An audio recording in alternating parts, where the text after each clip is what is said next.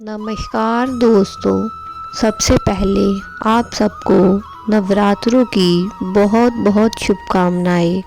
माता रानी आप सबकी हर इच्छाएं पूरी करे।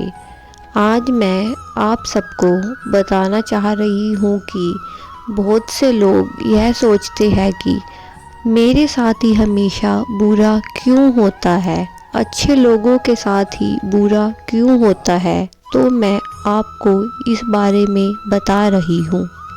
आपने महसूस किया होगा कि जो लोग अच्छे कर्म करते हैं वो परेशान रहते हैं, वहीं जो बुरे कर्म करते हैं वो खुशी से रह रहे होते हैं। अच्छे कर्म करने वाले परेशान होते हैं।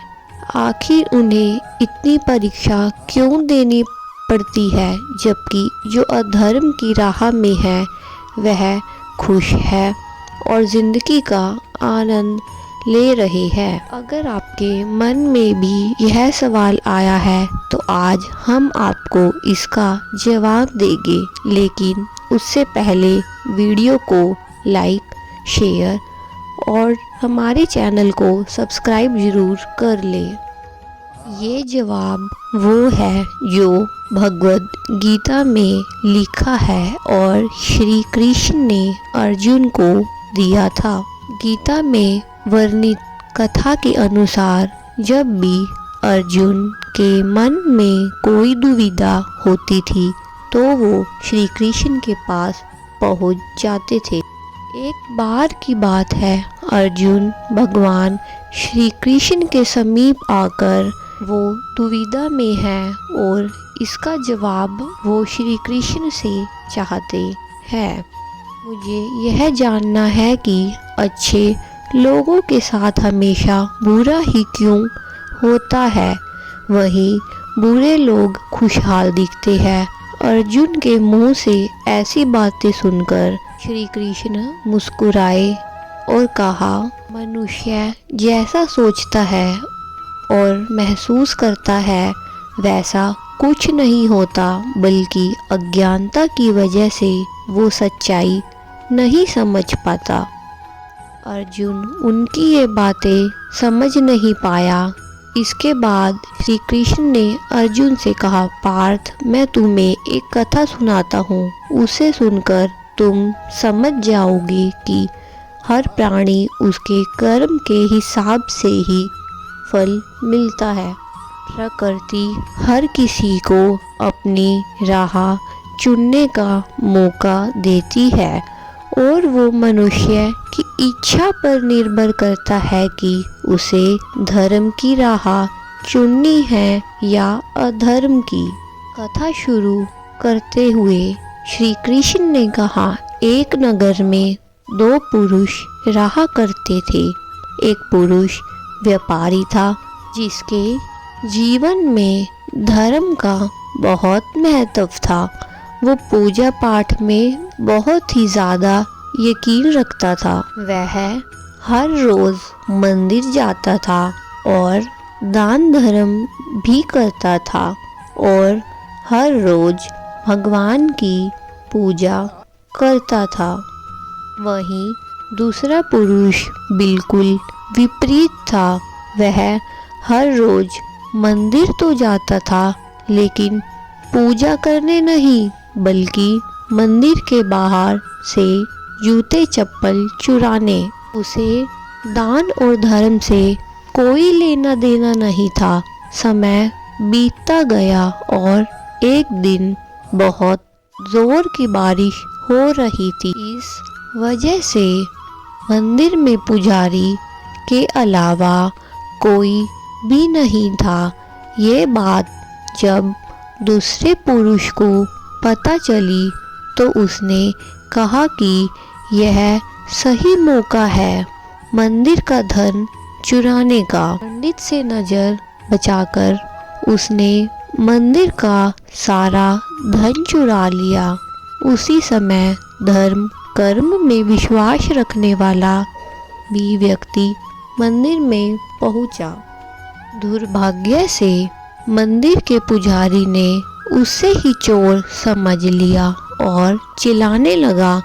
वहाँ लोग इकट्ठा हो गए और उसे बहुत ही ज़्यादा मारा।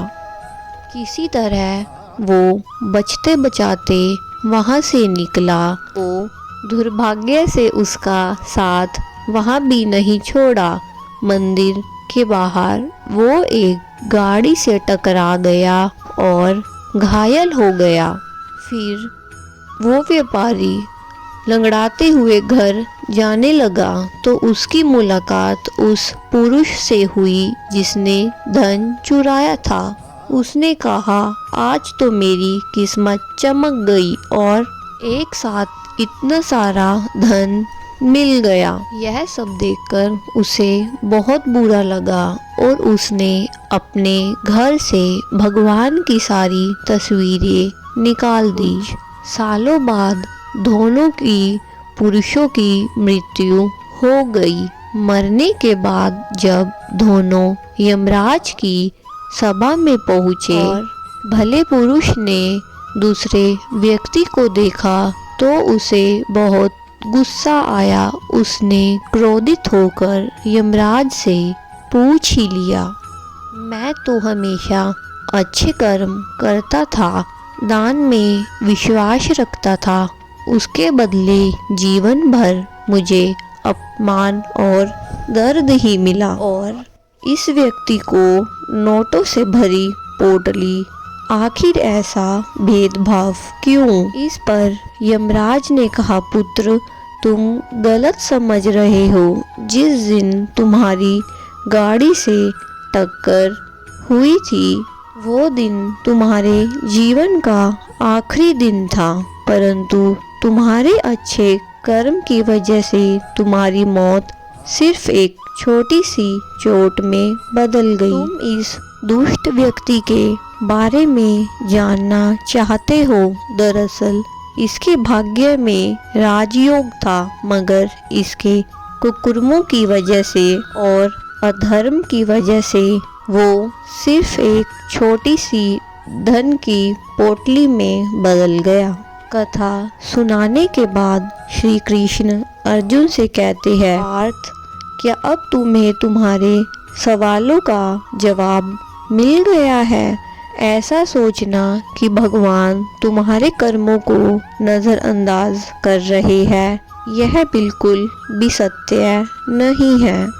भगवान हमें कब क्या किस रूप में दे रहा है मनुष्य को समझ में नहीं आता है, मगर आप अच्छे कर्म करते रहे तो भगवान आपकी हमेशा कृपा करेगी। इसलिए अपने अच्छे कर्मों को बदलना नहीं चाहिए, क्योंकि उसका फल हमें इसी जीवन में मिलता है।